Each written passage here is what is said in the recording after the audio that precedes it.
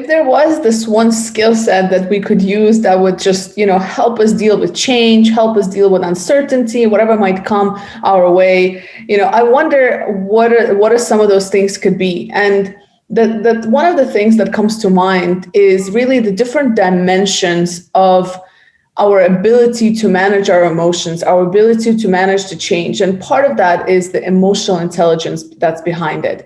And of course, there's different parts to it. So Yvonne, I'm curious from your side, like where do you think people should start when it comes to like embedding this skill into ourselves? Elena, one of my favorite to start is the level of self-awareness that we should be acquiring. So it is important to know how your own actions will affect the people around you and what can be the consequences. But one of the most interesting things is if we look at how the brain works. In fact, the part where we store the knowledge that we have about ourselves is on one side of the brain, and the actions that we need to produce because of this knowledge are in the other part of the brain. So it is almost like two things that are completely disconnected in our brain.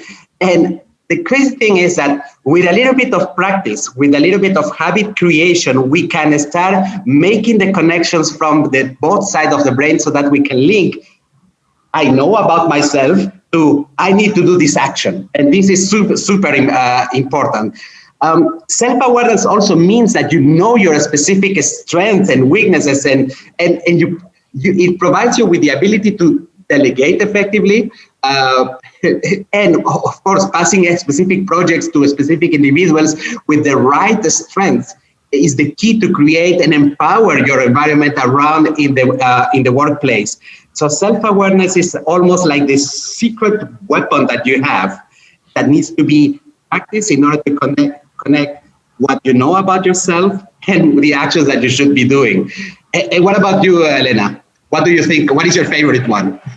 Listen, self-awareness is probably top of the list. If anybody knows me, they know I always talk about self-awareness, and it's like this continuous journey. I think it's the base of it all. But another big part, and something that I've learned over the years, is empathy. So empathy in a sense of not just like putting yourself in the other person's shoes, but try to imagine, where that person might be coming from. Like when we see people behave or communicate in specific ways, right?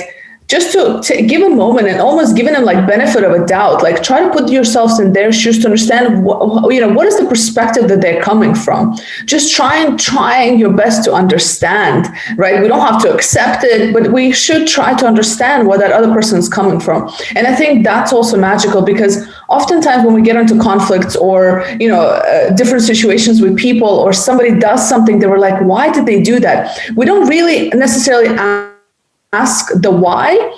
We just go into judgment mode, like, oh, this person did this because X, Y, and Z. And 9 out of 10 times, that's not why they did or said or have, behaved in that specific way as to what you think. It's usually something different. And I think that if we're able to take a moment and like just take a step back and take a moment to really empathize with them on that level, I think that we can lead much more effective workplaces, have much stronger relationships, and just avoid a lot of unnecessary drama. Elena, what you just said made me think about the study that I think it was 2 years ago, but I'm not really sure. Is Harvard Business Review who published this study where there was a comparison of the main dimensions of leadership, and where, in fact, in 90% of these dimensions of leadership, women were outpacing men big time. And the main reason being this sense of empathy that women have already in them.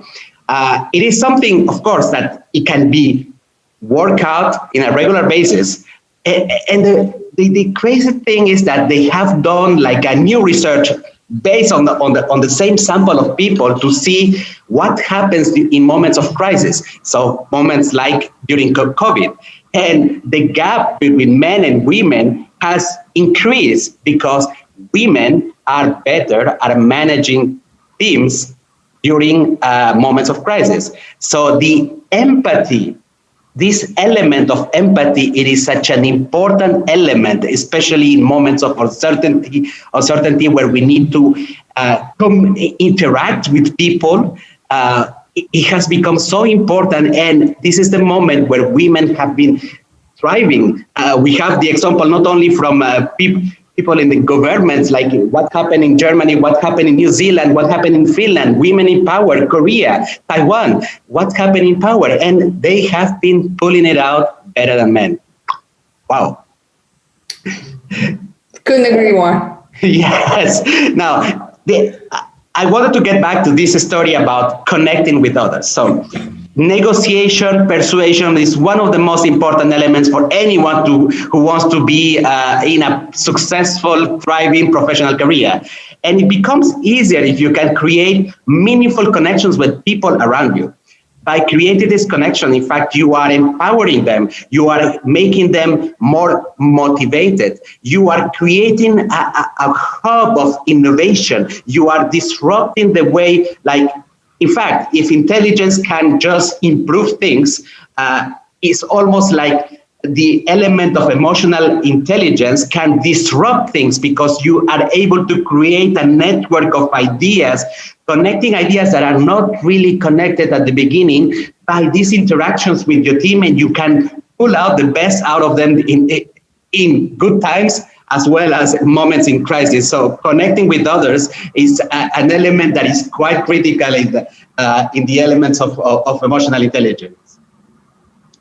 Absolutely. And I guess the last one we can touch base on in this part that comes to mind is the flexibility, right? Our ability to sort of adapt and be flexible, and, you know, no matter what kind of comes our way. And essentially it's just perspective change. So I think that's flexibility, and being able to adapt and to be flexible. It comes down to, are we able to see opportunities instead of challenges, or opportunities in challenges, right? Especially in challenging times, like what are we doing to, excuse me, what are we doing to sort of see things see things that maybe are not there, right? But sort of create almost opportunities. And it's not just about positive thinking, but just more of like optimist, like, you know, looking at how can we make something that can, you know, add value out of whatever we're going through, add value either to our businesses, to our personal lives, to whoever we interact with.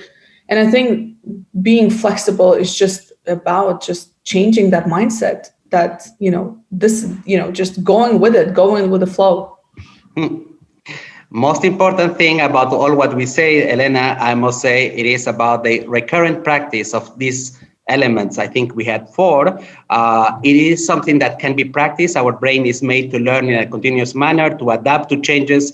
And let's just start a little step, one step at a time, right? Right.